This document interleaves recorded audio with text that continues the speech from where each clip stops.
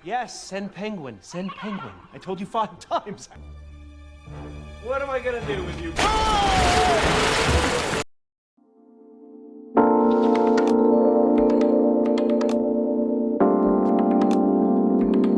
Halo teman Povi, bagaimana kabar kalian? Semoga kalian selalu sehat dan selalu membagikan semangat positif buat yang lain.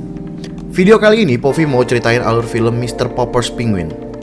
Film yang menceritakan tentang seorang pria bernama Popper yang diperankan oleh Jim Carrey yang harus memelihara 6 penguin barbar di apartemennya. Gue langsung lihat aja alur ceritanya, tapi mau ingatkan lagi kalau video ini pastinya spoiler. Jadi bagi yang belum nonton dan gak mau dengerin spoiler, langsung skip aja videonya. Tapi bagi kalian yang gak masalah sama spoiler atau udah pernah nonton filmnya, gue langsung aja marking tone. Di awal scene menunjukkan seorang anak yang bernama Tom Popper, atau kita panggil saja Popper. Popper sudah sangat sering ditinggal oleh ayahnya yang pergi melakukan perjalanan kemana saja. Dan dia selalu mendapatkan kabar atau cerita yang menarik dari perjalanan ayahnya melalui radio miliknya, dan juga mereka sering berkomunikasi melalui benda itu.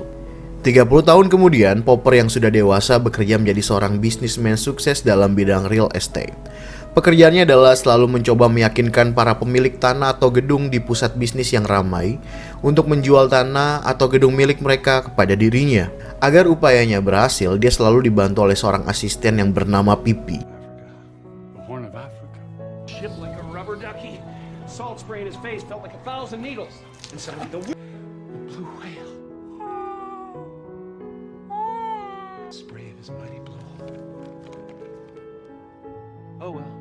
Karena dia terlalu fokus dalam karirnya, hal ini ternyata adalah salah satu faktor yang membuat dia bercerai dengan istrinya yang bernama Amanda. Dia juga sudah memiliki anak bernama Jenny dan Billy. Mereka berdua memilih tinggal bersama ibunya. Tidak jarang juga Popper datang ke rumah Amanda untuk bertemu dengan mereka. Kadang Popper juga mengajak anak-anaknya untuk nginap di apartemennya. Nah, Popper punya sedikit masalah dalam hal menjadi pendengar bagi anak-anaknya.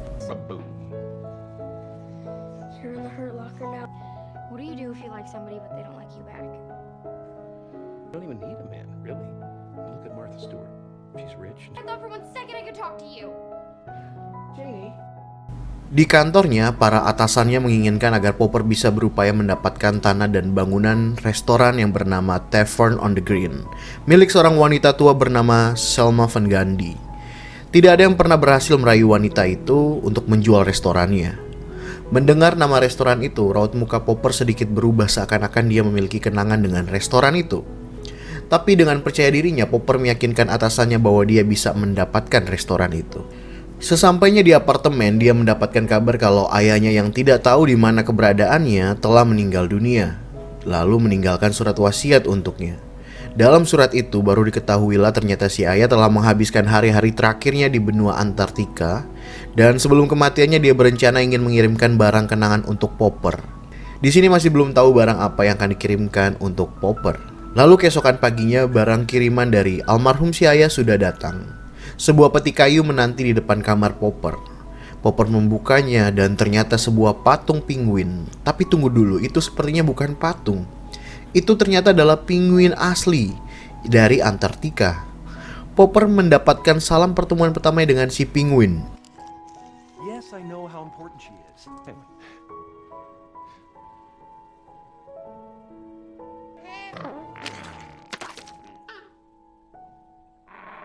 Popper memutuskan menaruh si penguin ke dalam kamar mandinya dan meninggalkannya sendiri dikarenakan pada hari itu Popper sudah membuat janji untuk bertemu dengan Nyonya Van Gundy dan berencana merayu wanita itu agar mau menjual restorannya. Karena terburu-buru, secara tidak sengaja Popper menabrak peti kayu tadi dan terlihat ada suatu surat dari peti itu yang terlempar ke bawah rak laci. Meskipun sedikit terlambat, Popper akhirnya bertemu dengan Nyonya Van Gundy di restorannya. Sepertinya restoran itu benar-benar memiliki kenangan buat Popper, khususnya di meja bagian sudut ruangan. Selama pembicaraan, Popper selalu memandang meja sudut itu. Hasil yang mengecewakan dari pertemuan itu karena Nyonya Van Gundy tetap tidak mau menjual restorannya kepada Popper. Dia merasa kalau kehidupan seluruh karyawannya bergantung pada restorannya. Dan Nyonya Van Gandhi akan mau menjual restorannya jika sang pembeli adalah orang yang berharga buatnya. Pertemuan pun selesai. Lalu kemudian Popper pulang. Di apartemen Popper, si penguin menyalakan keran selama Popper pergi. Dan sekarang Popper sudah kembali sambil menelpon pihak pengirim kalau dia mau kirim kembali penguin yang dia terima. Dan sepertinya ada sesuatu yang terjadi di dalam kamar mandi Popper. I told you 5 times I have to send. What am I gonna do with you? Oh, you are so.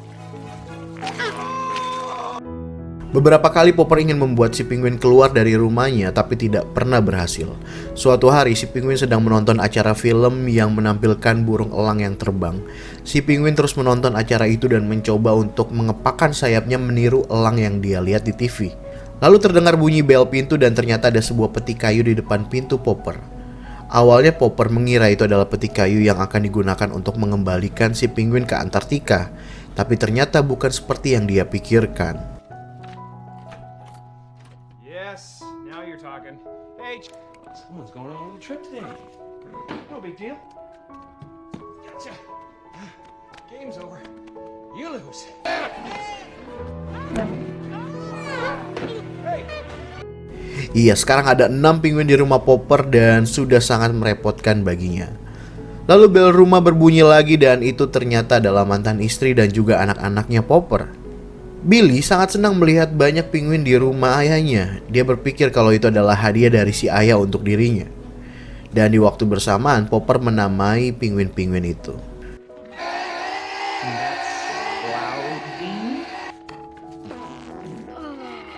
Stinky. This one's Captain.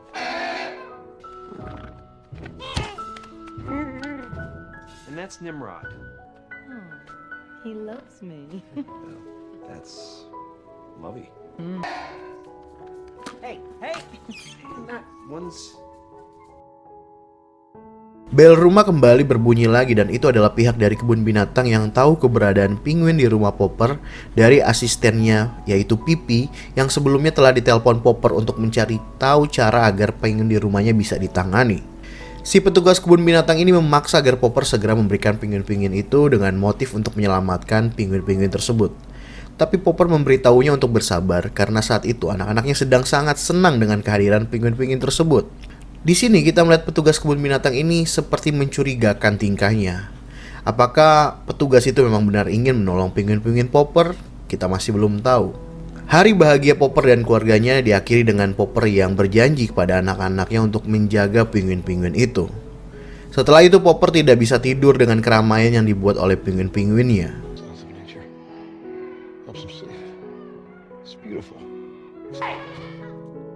Yeah, good. Now shut up and go to sleep.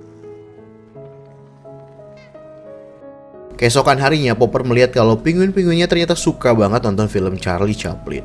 Film itu membuat mereka menjadi tenang dan Popper merasa bisa meninggalkan mereka untuk pergi kerja.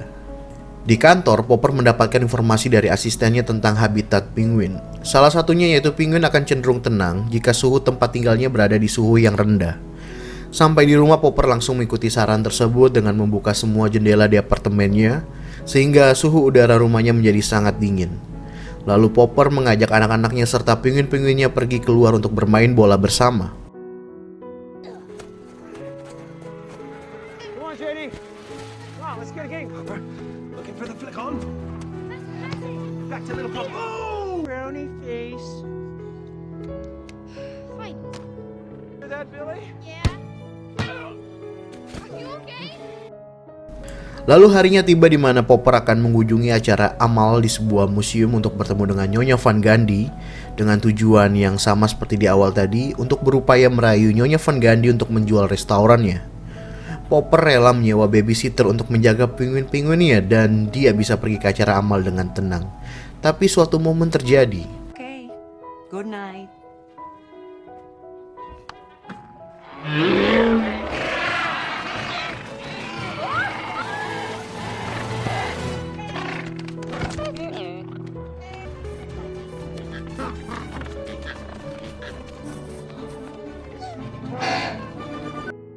Nah, di acara, Popper berhasil mengajak Nyonya Von Gandhi untuk menari dengannya untuk membicarakan soal restoran. Tapi di saat yang sama, pinguin-pinguin Popper datang dan merusak jalannya acara. Oh, what a beautiful piece of music they're playing down there. May I have...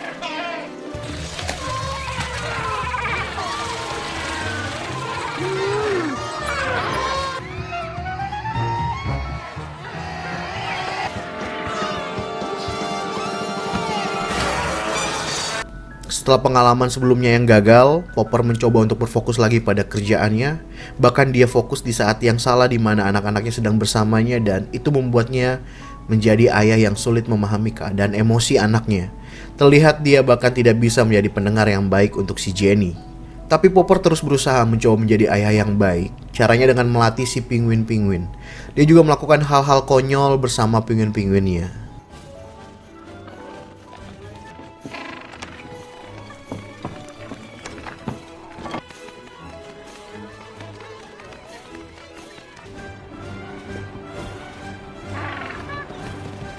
And shuffle ball step, shuffle. Berhari-hari dengan si pinguin tampaknya membawa perubahan pada diri Popper. Dia akhirnya menjadi lebih peka terhadap masalah yang dialami Jenny. Sebentar lagi Jenny akan menghadiri acara yang mana pria yang dia suka mengajaknya untuk berdansa. Popper dan Billy menemani Jenny untuk mencari gaun yang cocok untuknya, meskipun pastinya itu memakan waktu yang sangat lama. Kembalinya mereka di apartemen, mereka kaget karena tahu bahwa beberapa pinguin sudah bertelur. Mereka sangat senang karena mereka tahu bahwa sebentar lagi mereka akan memiliki baby penguin. Momen ceria ini sepertinya mulai mendekatkan kembali Popper dengan mantan istrinya Amanda. Lalu keesokan harinya, Popper dengan mantan istrinya pergi untuk berkencan. Popper memilih restoran milik Nyonya Von Gandhi untuk makan malam. Barulah kita tahu mengapa Popper selalu melihat meja yang ada di sebagian sudut. Jadi saat Popper masih kecil, ayahnya Popper pernah mengajaknya ke restoran itu dan memberikan hadiah buat Popper, di mana mereka sekeluarga ternyata duduk di meja di bagian sudut ruangan. Setelah itu ayahnya tidak pernah kunjung datang lagi untuk mengunjungi Popper. Jadi kenangan itu membawa kebahagiaan tapi juga mendatangkan trauma bagi si Popper. Kencannya dia dengan mantan istrinya diakhiri dengan bermain ice skating bersama. Sepulangnya di apartemen, Popper melihat si petugas kebun binatang yang sudah masuk ke dalam apartemennya untuk mengambil pinguin-pinguin miliknya. Popper melarangnya dengan alasan cintanya dia kepada pinguin-pinguin itu. Popper merasa dia bisa merawat pinguin-pinguin itu. Tapi si petugas memberikan kenyataan kalau pinguin-pinguin Popper tidak seperti anak-anak. Mereka tetap binatang yang membutuhkan lingkungan yang cocok dan juga makanan dengan gizi yang baik untuk mereka. Dan yang paling menyedihkan, si petugas menunjukkan kalau mereka hanyalah binatang-binatang yang hanya mengutamakan ikan dalam hidup mereka. Hari esoknya, karena pembicaraan sebelumnya dengan petugas kebun binatang, Popper mulai mengubah makanan serta tempat tinggal untuk pinguin-pinguinnya. 2 telur berhasil menetas, tapi telur milik Kapten belum berhasil.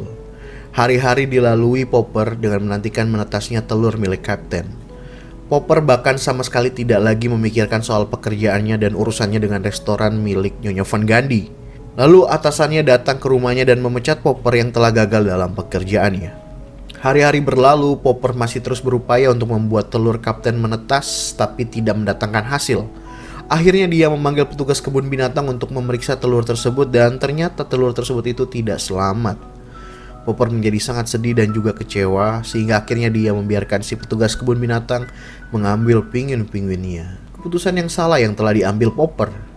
Popper kembali lagi ke kantornya dan tidak lebih dari 5 menit Popper kembali diterima lagi di kantornya dengan sebuah ide yang kelihatannya tidak baik tapi disukai oleh atasan-atasannya. Anak-anak Popper datang lagi ke rumahnya dan tentu sangat menyedihkan karena mereka tidak bisa melihat pinguin-pinguin mereka lagi. Anak-anaknya beserta mantan istrinya menjadi kecewa kepadanya karena telah membiarkan pinguin-pinguinnya pergi. Di malam harinya Popper terlihat sedang merindukan pinguin-pinguinnya dengan melihat foto-foto mereka. Nah, keesokan harinya tanpa sengaja Popper melihat surat dari ayahnya yang terjatuh di bawah rak laci. Dia mengambil dan membacanya. Ayahnya berpesan padanya untuk menjaga pemberiannya, yang dimaksud di sini adalah pinguin-pinguinnya, dan menyayanginya selama Popper bisa. Surat itu langsung mengubah rencana Popper yang awalnya akan menghadiri konferensi dengan Nyonya Von Gandhi berubah menjadi mengajak anak-anaknya serta mantan istrinya untuk pergi ke kebun binatang untuk menyelamatkan pinguin-pinguinnya. Mereka juga dibantu oleh asisten Popper yaitu si Pipi. Sesampainya di kebun binatang, mereka tidak melihat penguin kapten dan kawanannya. Mereka pergi ke ruangan kantor si petugas dan ternyata rencananya si kapten dan teman-temannya ini akan dijual ke beberapa negara. Lalu kemudian terdengar suara dari si Lodi dan mereka ternyata disimpan di suatu ruangan. You are a liar. Come on, come on, come on. Hey. Not this time. You guys have the babies, right? Yeah, Mom, sorry. Excuse us, avian infectious disease containment. Mereka mencoba keluar dari kebun binatang tersebut, namun dalam perjalanan, tanpa sepengetahuan Popper dan yang lainnya, badan si kapten terlilit layangan bergambar burung. No, Theodore is not here. Hey, break formation! Walker, break! Forgetting something? No, I don't think I'm forgetting something. Tom? Captain. Captain, no!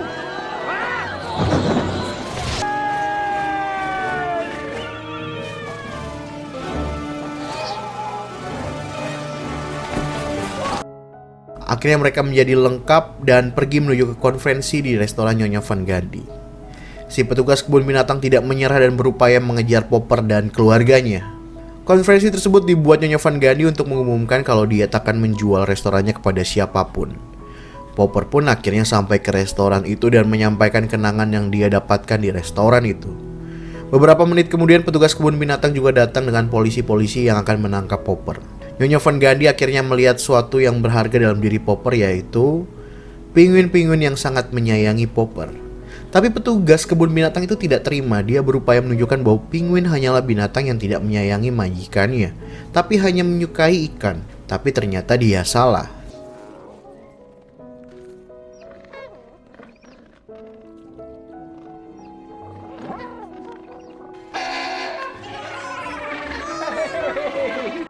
Semua yang melihat momen itu sangat senang dan Nyonya Van Gundy akhirnya memberikan restorannya untuk Popper. Sedangkan petugas kebun binatang itu diusir keluar dari tempat itu. Meskipun restoran itu sudah jatuh di tangan Popper, tapi dia tidak berniat untuk merubuhkan tempat itu dan digantikan menjadi bangunan baru. Tempat itu tetap menjadi restoran Tavern on the Green. Dan di akhir film, Popper mengajak keluarganya pergi ke Antartika untuk mengembalikan si kapten dan teman-temannya. Lalu film pun selesai. Sekali lagi melalui film ini kita diingatkan untuk mengutamakan kebahagiaan anggota keluarga kita. Pesan moral apa yang kalian dapatkan dari film ini? Silahkan komen di bawah ya. Terima kasih dan bye.